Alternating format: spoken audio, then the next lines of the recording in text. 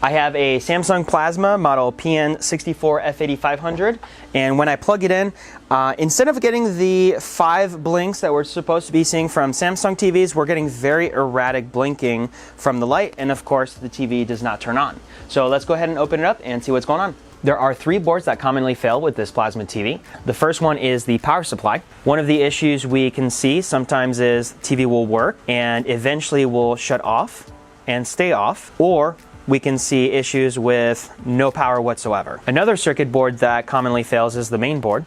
This one can have HDMI malfunctions.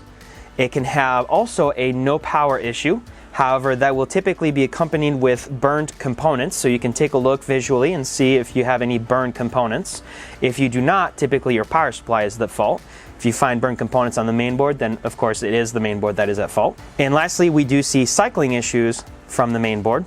When the TV cycles off, it will turn itself back on, which is different from the power supply, which will stay off. And finally, the Y sustain, which I believe is our current fault with this TV. One of the symptoms that we can use to identify the Y sustain as being faulty is that erratic blinking we get from the IR lights. So let's plug it in again, and let's take another look at that IR light. Typically, when the TV is fully functional, we're supposed to get 5 consistent blinks, and that is not happening. So one of the things we can do to confirm is actually using freeze spray.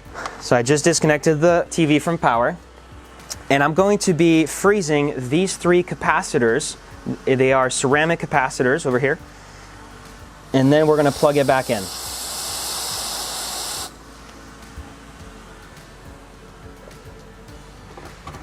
All right, and let's take a look at the IR light. Now we're getting a consistent blinking code. And it's supposed to blink 5 times, and that indicates the TV is now on. So let's go ahead and take a look at the screen, and sure enough, we have picture. We'll replace those 3 faulty capacitors and then do a proper repair. This circuit board is very thick, so we're going to have to do a lot of heat. I'm going to start with the 3 pads over here, which are the positive side, I believe, of the capacitors. Now, these are actually ceramic, so the capacitor themselves don't have polarity, but there is a polarity on the board. And the ground, which is these 3 over here, is a lot harder to desolder. So I'm just going to start with the easier side, essentially. And first things first is I'm going to lift up the legs so they are no longer flat against the board, but standing straight up 90 degrees off of the board, because that'll make it a lot easier for me to use the desolder pump to remove the solder. Okay.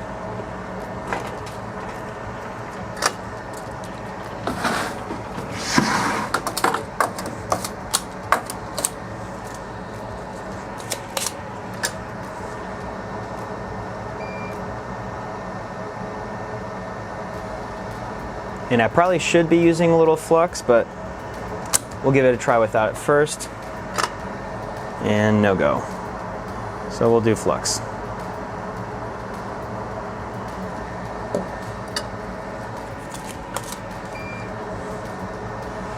And I'm actually going to use a little extra solder to help with smooth flow. I can't actually have this straight. It's not going to work. So my camera's in the way. I can't actually get the desolder pump to aim straight down. So what we'll do is we'll cheat. We're going to use this guy. What are we at? 3 is 450. Yeah, that'll do.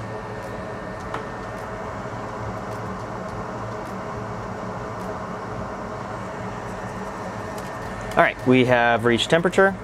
So we'll go ahead and try and use it without getting in the way of the camera.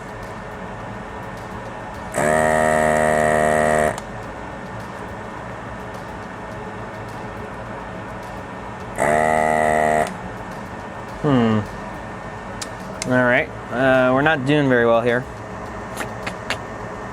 Alright, we're going to add more solder because we're struggling a little bit.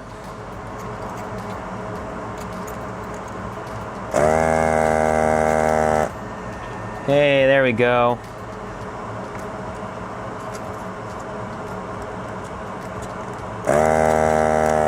So it looks like adding the extra solder did help. And I think one of the reasons is the solder that is used on these boards is unleaded, which is harder to work with than the one I have and that I'm adding, which is leaded.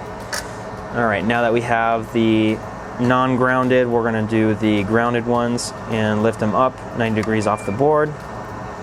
Same thing.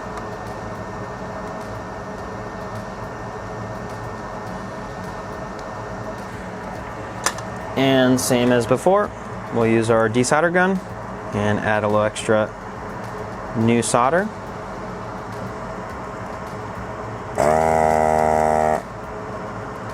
No. Try that again. So every time I'm adding more new solder to mix the leaded solder with the non-leaded solder. All right, there we go.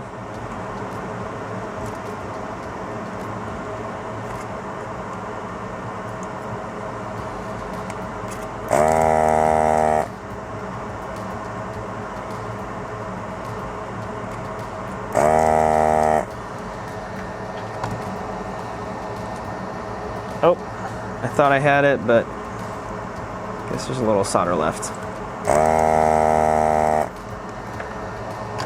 All right, and in theory, we should be able to pull these through. There we go. So now we can pull them through.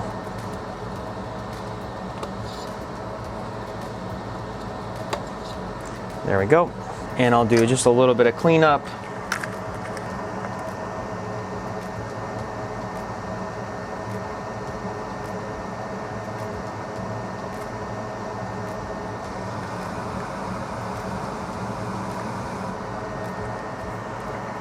All right, I have my 3 replacement capacitors here. These are actually military grade from DigiKey, and they're labeled 106. We'll have information about what they are in the description. Flip the board over.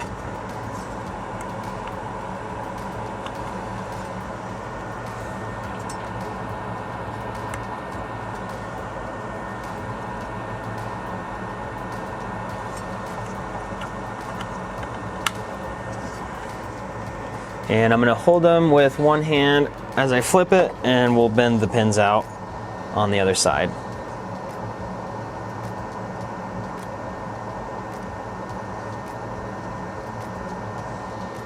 Now we'll just add some new solder.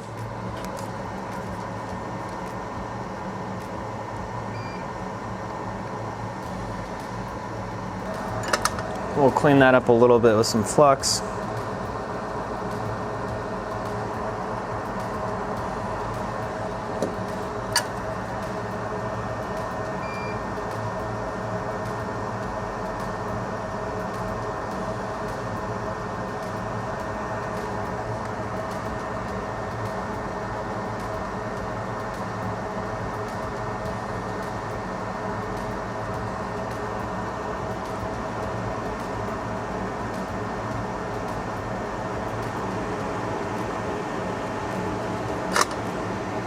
And finally, we'll go ahead and clip the ends off.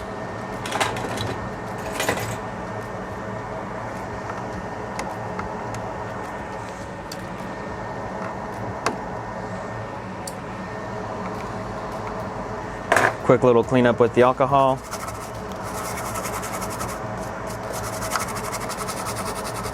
And we're all set. We can go ahead and put the board back in the TV. We have our 3 new capacitors in. The board has been installed, so let's plug it in and make sure everything's working.